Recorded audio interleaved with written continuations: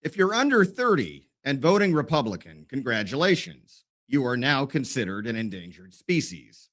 Good evening, and welcome to Texas Talkin, the only show in the Lone Star State where common sense and inflammatory dialogue trigger leftists and their enablers into weekly meltdowns. I'm your host, Shiloh Platts, spirit animal of the Texas right, and living proof that God indeed has a sense of humor. Republicans love talking about winning elections. We love talking about demographics. We love talking about voter turnout. What we don't seem to love talking about is the fact that an entire generation of young Americans is growing up hearing almost exclusively from the left. Think about it. Democrats are everywhere young people spend their time: TikTok, Instagram, YouTube, podcasts, college campuses. Republicans, meanwhile, are still holding meetings that feel like they were organized by the management team of a funeral home. And yet, something interesting is happening, folks. Look at what Turning Point USA has accomplished. They didn't sit around complaining that young people are liberal. They showed up. They built a movement. They made politics fun, energetic, rebellious, and frankly, a little dangerous and counterculture, which is exactly how young people like it. Turns out, if you actually talk to young voters, instead of talking about them, some of them become conservatives. Who knew? Here's the dirty little secret the political class doesn't understand. Young people don't want to join a club. They want to join a cause, a movement. The truth is, every generation wants to challenge the establishment. And what could be more rebellious in 2026 than being a conservative? You're told men can become women. You're told America is evil. You're told faith is outdated. You're told success is somehow oppression. And you'll probably be called a racist just for watching this program. Young Texans aren't looking for another lecture. They're looking for purpose. They're looking for meaning. They're hungry for leaders who are willing to fight for something bigger than themselves. And here's the good news. Conservatism has the better story: faith, family, freedom, personal responsibility, entrepreneurship, building things instead of tearing them down. But if we're serious about saving the country, we have to stop treating young voters like they're somebody else's problem, because the future isn't waiting. And honestly, neither is the left. Let's get dialed in. And joining us now, making his return appearance to Texas Talkin', is the founder and publisher of the wildly popular Texas news outlet, Current Revolt, Tony Ortiz. Tony, thanks for coming on. Shiloh, thanks so much for having me again. It is a pleasure. And the reason I invited you on tonight, Tony, is I was reading in one of your more recent articles, you had made mention of the Republican Party doing things different to attract young voters into our base. So I want to ask you, in your opinion, what should we be doing, or what are we not doing as Republicans to engage and inspire that young voter demographic? Yeah, so I think the Republican Party does a good job of talking about issues that are relevant to normal people, right? Like our taxes, property taxes, and things, immigration, things like that. But the fact of the matter is, like, issues that are probably relevant to the younger base, the Republican Party really isn't hitting. Like, I'll give you an example, like cost of living, right? Young people, I think, kids, or I should say kids, older, young adults in their 20s, in their teens, even in their early 30s, are going to be really lucky if they can even buy a home, Yes, right? sir. I Nowadays, think the considering median property age is like taxes. 39, right, for owning a home? Yeah, it goes up every year, and I feel like that's one issue that the Republican Party, not just of Texas, but everywhere, is just not talking about, right? And young people are starting to get we're starting to see now, like, upset at the cost of living, gas prices, unnecessary wars for countries that they feel that are not relevant to their day-to-day life. And so the Republican Party is not doing enough to talk about those issues and or find solutions. Like, what is the party doing to make cost of living or being able to buy a home easier for young people, right? And the boomer generation, which controls the Republican Party currently, they don't care and they don't want to talk about it. There's this mindset with older folks and the boomers that young people just need to pull themselves up by their bootstraps and figure it out. And the fact of the matter is, and for the boomers listening to this, when you were growing up in your early adulthood, you could start a family on a single income, right? Nowadays, there and nobody you can't even exist without dual incomes. Now, most people have two jobs nowadays. They're doing a normal 9 to 5 and a side gig. So the this idea that you just need to work harder, it just doesn't exist anymore. People are tapped out and they're exhausted. And so I just feel like the Republican Party isn't doing enough to talk about issues that are relevant to young people. Now, there's one organization, and certainly there's more than one, but one in particular that has seen a high degree of success in inspiring young people, and that is, of course, Charlie Kirk's TPUSA. To what do you attribute the success that TPUSA has seen in drawing in and attracting sort of younger voters? Yeah, so there's a couple things that TPUSA does incredibly well. They make being a Republican or a conservative fun, right? They do, despite some drama and incidents happening. Like they throw parties, they have events, they make being a conservative exciting. They create a place where young conservatives, can come from all over the U.S. to one place at their events and kind of like let loose and have fun and feel okay with being openly conservative, right? Which is it's less of a rarity nowadays, but it's still a place where they can feel like, to use the left's term, safe, right? And so that's one thing, right? And then they get people and political figures that are relevant and interesting to them. I'll give you an example. Like recently, the Republican Party partnered with, and I think the Paxton campaign partnered with Shiloh Platts, right? I'll tell you this. There's not a single person under the age of 30 that gives a crap about, or not Shiloh Platts. I'm sorry. I was going About, to say, that's yeah, not news you. to I'm so me, Tony. sorry. They haven't let me Talking to know you. yet. So. I'm talking to you, and I'm thinking about this guy. The recently, the Republican Party partnered with Scott Pressler. Sorry, Yeah. his name, it starts with an S. Scott Pressler, and nobody under 30 gives a crap about Scott Pressler. Like it's just, but the boomers love it. They eat that stuff up, right? Like this like outwardly very like aggressively gay dude walking around with these goofy boots, like Happens to be a passing out, Republican, right? yeah, passing out stickers. Who, like, I still don't understand how the Republican Party accepts this. Like the reason he got in trouble for working with the Republican Party for doing some very degenerate stuff in the Republican Party's headquarters, but I Really? digress. And yeah, and now you've got this them partnering with Benny Johnson, who, like, yeah, like I think younger people can. There's still a younger base that like that likes this guy, but Admittedly, I don't even know who that is. Benny Benny Johnson. Johnson. No, Yeah, I don't know Benny who that is. Johnson used to work for BuzzFeed, and which is a very leftist outlet, and he used Yes, to I do know write. that. Ironically, used to write a lot of really somewhat homosexual type adjacent articles, like talking about men being hot and attractive, which is kind of weird. Dear God. But he was fired from BuzzFeed for plagiarism, and now he's kind of grown, and he's a pundit, right? But the boomers love him. There's still a soft base of the younger party, that a younger group conservatives that like him, but at this point, like the Republican Party is just not doing things to attract these younger folks, and the TPUSA has kind of figured out that formula of really getting them involved. And like I went to a Dallas County GOP meeting the other day, and to put it very aggressively, that group, that I was looking at the room and the age demographics of that group, and again, I'm just going to come off as very aggressive, but like that entire party is about 10 years out from like not existing because it's just the age demographics. It's Like that literally old. not existing. Yeah, like literally, quite literally, like not Dying of. existing, right? And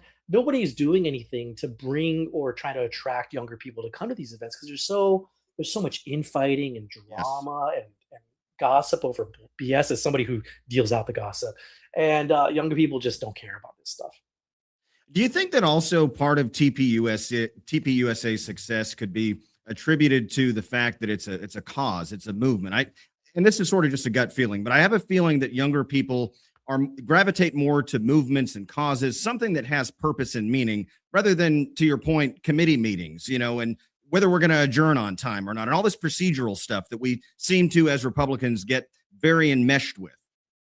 Yeah, like, there's some drama happening in the Collin County Republican Party right now, the Collin County GOP, with some staffers of a candidate and volunteers, and there's TROs going on, a bunch of lawsuits, and like, if a normal person or a young person were to walk into a county GOP meeting right now and just see all of that, they'd be like, "What the heck am I doing here? I'm just going to go back home and watch." I don't know, Charlie Kirk reruns or TPUSA stuff, right? There's no motive or incentive or excitement to get involved in local party politics, right? And you'll see that. I'm sure you're going to attend the county GOP, or I'm sorry, the RPT convention coming up later I will this be month, there. and you'll see it. Like, you'll go and you'll see the majority will be older people, and maybe some older people that bring their children to the event. But it really is just like a boomer convention, and I love the boomers. There's nothing wrong with them, but it's just like there needs to be more focus on how do we grow the younger people to get the younger people to get involved, because they're the ones that are going to replace the current activists, right?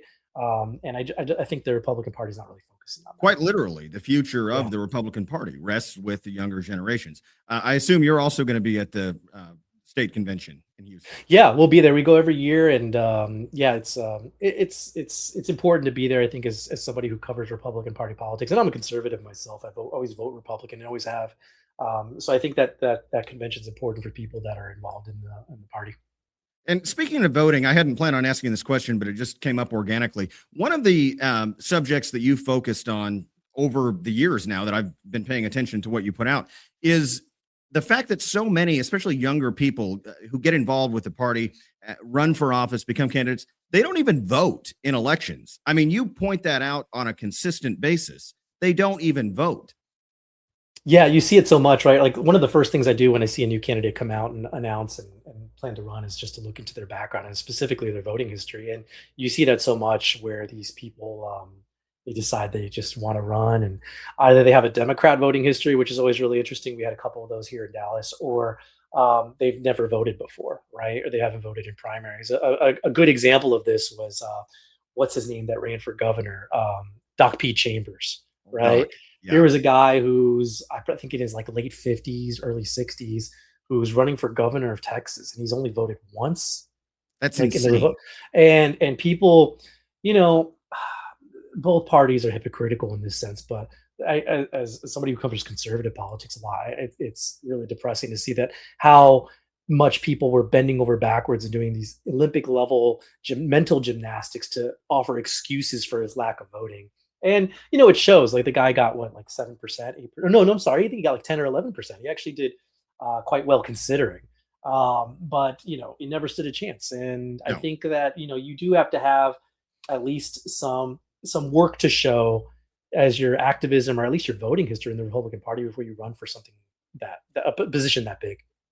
I agree. The race that is collectively on pretty much everyone's minds is, of course, the United States Senate contest between our now nominee, Attorney General Ken Paxton, and James Tallarico. How do you suspect the younger voter demographic will sway in that election? Who will they gravitate toward more, Paxton or Tallarico?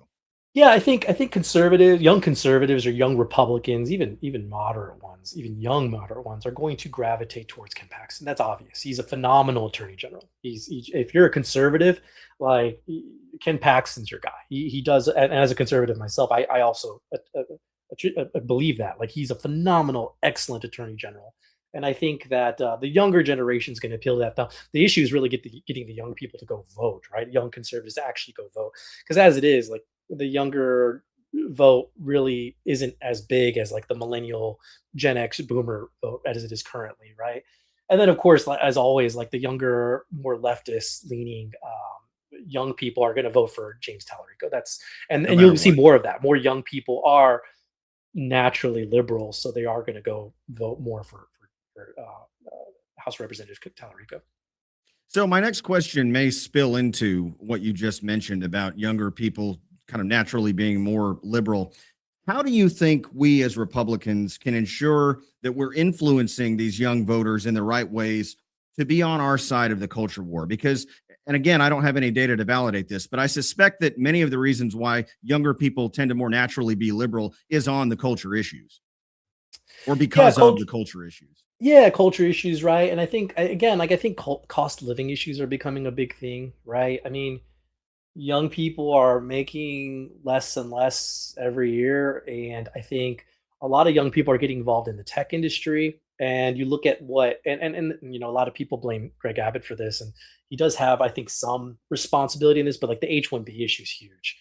I was talking to the Dallas YRs recently, and like there's been a running joke on X about how somebody said, "I'll take 1,000 illegal Mexicans for every one H-1B Indian that comes in here," right? And that's a running joke, and I feel like a lot of people are starting to feel that way, right? Because at least with the illegals, they have like this sense of fear with them, like I'm going to get deported if I do something bad or illegal, right?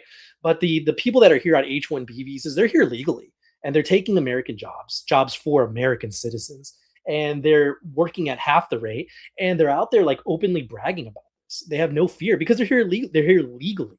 They don't have anything to fear, right? So I've seen it as somebody who's worked in the software tech industry and the hardware tech industry for decades.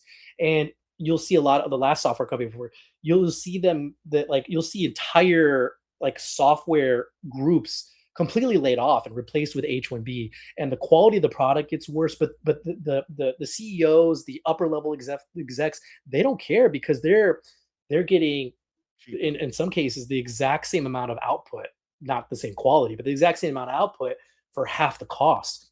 So they don't care. They'll bring in these H-1Bs to work, and I think that's an issue. And I think the governor and a lot of statewide politicians and even representatives are aware of this now. That's going to be an issue in the next session. Like, how do we deal with an entire group of people? And it's not just Indians, like I'm speaking H-1B broadly, who come to the United States, take Americans' jobs, and change the entire culture of the cities they move to. Frisco is a great example of it. Frisco, Yes. I mean, it's somebody who's lived in the DFW area since 2004 and even a little bit prior. I go to Frisco now and it feels like a different country Wow. sometimes. You walk into a Frisco Costco and it's just like it's depressing, to be quite honest. And it's right here in Texas. I've mentioned this before, but I went to Minneapolis last year, and it is no exaggeration to tell you that if somebody had blindfolded me, took me there via chopper, and dropped me in downtown Minneapolis, took the blindfold off, I wouldn't have known, Tony, if I was in the United States or in Mogadishu because of what you just mentioned. And the entire dynamic of that city has changed. Yeah, and like people don't want this, right? We want people who come here and integrate with our Assimilate. society, Sure. assimilate. Yeah, they assimilate to American society, right? And like, yeah, you've got these pockets of, I grew up in Chicago, and you had like Little Italy, you had the Greek area, you had the little like Mexico, right? You had little like Chinatown. So you had these like pockets, but they kind of kept to themselves. But what's happening in a lot of like DFW, at least DFW suburbs, is like they're taking over the entire city, and people are leaving. People are leaving. They're getting frustrated. Like I mean, like I said, I go into Frisco and I see nothing but like student driver stickers, which is really like a thing for some reason with a lot of these people. But student driver stickers on their car, bad driving, like rudeness, and just like the like it's just, and it's not, people don't enjoy living with this, right? And a big sign that it's like an actual issue is that even the left isn't defending this stuff. Like I go on Reddit to kind of see what the left is doing. Reddit's like, for anybody listening, Reddit's like a forum that's generally run by like hardcore progressives, and they're complaining about the H-1B problem. So like Even the even they're left is. upset about it, Wow. which is really interesting. And I attribute a lot of that to the fact that a lot of these leftists work for tech companies, and they're being laid off or having their salaries decreased because of the H-1B replacement of their jobs. So it's become a huge issue. And I think that for your elected officials that are listening to this, like you've really got to focus on that this session, because it's killing our young people's ability to have a good like livelihood. And it's going to be an issue that a lot of voters are really going to hammer you on going forward. So the takeaway that I have is it's become a kitchen table issue for both the left and the right, and whoever can offer the best solution, hopefully it would be us as Republicans, can attract those voters. Yeah, I mean, just the other day, my wife's Asian, and obviously a woman, so she's a horrible driver naturally. And she was out there driving the other day, and she comes home and she's telling me how like these people with these student driver stickers these H-1B drivers. I almost hit her, and she literally turns to me. She's like, "Can you just do something about this?" I'm like, "What do you want me to do? I write like a shit blog, like or like a shit paper, like making jokes and like covering news." But like it's become an issue, and it is absolute to what you're saying. Like it's absolutely a kitchen table issue. The other issue that you mentioned a minute ago, these entanglements in foreign wars, and of course, Iran being the most recent example, brought to mind something else. And it sort of troubles me. I don't know that I've ever really said anything publicly about it, but it's certainly something that I've thought about. And that is, and I understand a resistance to or opposition to the nation of Israel, the Israeli government. But I would be remiss if I wasn't honest with you in saying that I've also detected this rising tide of straight anti Semitism, especially among conservatives. And it's troubling to me. I don't know if you share my perspective Yeah. on that, but I don't think we can deny that it's there. Yeah, it's absolutely there, and I think it's spawned from several things. One being like that the Nick Fuentes types that have Yep. kind of just capitalized on just being like really retarded and Yes. racist and anti-Semitic and just saying really bombastic stuff. And the youth, especially young men growing up nowadays, they don't have mentors. I've noticed this a lot with like Gen Z young men. They're desperate to find people to look up to. When you and I grew up, we had like Hollywood actors to look up to, like Arnold Schwarzenegger existed, right? Like Schwarzenegger existed, and he was somebody to look up to, and different figures, right? But like these young men are finding like their mentors or their figures that they look up to be like these really other really troubled individuals. And like Fuentes is one of them, right? So like yeah, he gets off and makes money off of saying really insane stuff. And you've got like a demographic of young men that have been displaced and are struggling both financially, romantically, and socially. And so like a Fuentes type is appealing to them, so they subscribe to his rhetoric, which is stupid. It is. And then additionally, you've got people see it at the gas pump, right? And whether there's justification or not, and I'll argue that the U.S. I'm not a geopolitical guy, so I'm the worst Neither person am to I. have a take on this war stuff. But like the U.S., it's important for the U.S. to have to be the leading force in geopolitics, to be number one, right? So I do understand the justifications of getting involved in certain foreign wars, but for people that don't get involved with it, like I call them normies, the ones that aren't on Twitter, that aren't reading news all the time. They're trying to just get by, and they go to the gas pump and they see like 4.50 a gallon, and they're like, "What the hell are we doing?" And it's like, "Oh, well, the reason that we're here is, or the reason that these gas prices are so high is because we're involved in a war." And then they're asking, "Who are we involved in a war with, and why, and for who?" And so yeah, it does lead to some displacement with certain people, and so that's probably part of it as well. So leave us, if you can, with a teaser here before we end our discussion today. Are you working on anything steamy, anything particularly interesting right now that might drop in the coming days? It's so funny. We turn around stuff really quick. So generally there's nothing I'm really sitting on too long. If I am, it's just because I haven't gotten what I need to publish. But when we get something in, we publish pretty quickly within 24 to 48 hours. Generally. Um, I will say that like a story that's starting to pop up over on social media is this um, Representative Talarico possibly having additional women he's dated that were staffers, right? We were the first to report the identity of Yep. his current girlfriend, who was the chief of staff when they met, and is now a lobbyist. But a lot of people are saying that there are additional women he's dated that were staffers. So Staffers. I think, or that people are going to attribute that to like maybe a pattern of behavior, that you've got this guy who's been dating staffers. And I think his voters won't care too much, right? Just like our voters don't Don't care care about about any of the baggage affairs that and baggage, right? that's But right. it's rhetoric to start a fight and to get out Yeah. there and get voters interested. So So I know you've got something related to cream puffs up your sleeve for the RPT convention. God only knows what that is, but if you have a booth there, I'm going to be sure to come by and see you. no booths, but we may be passing out some fun desserts or food at RPT convention that'll be related to political jokes. So I can only imagine. I think I know, but we'll leave it to everyone's imagination until Houston rolls around here in the next couple of weeks. Tony, I want to thank you for taking some time to come on with us tonight. Enjoyed it very much. May God bless you, and may God continue to bless the great state of Texas. Thank you for helping us keep Texas talking. thanks for having me. Stay dialed in to interviews and content just like this by clicking that follow button on my Facebook page, or hit the subscribe button to learn more about exclusive access that you won't want to miss.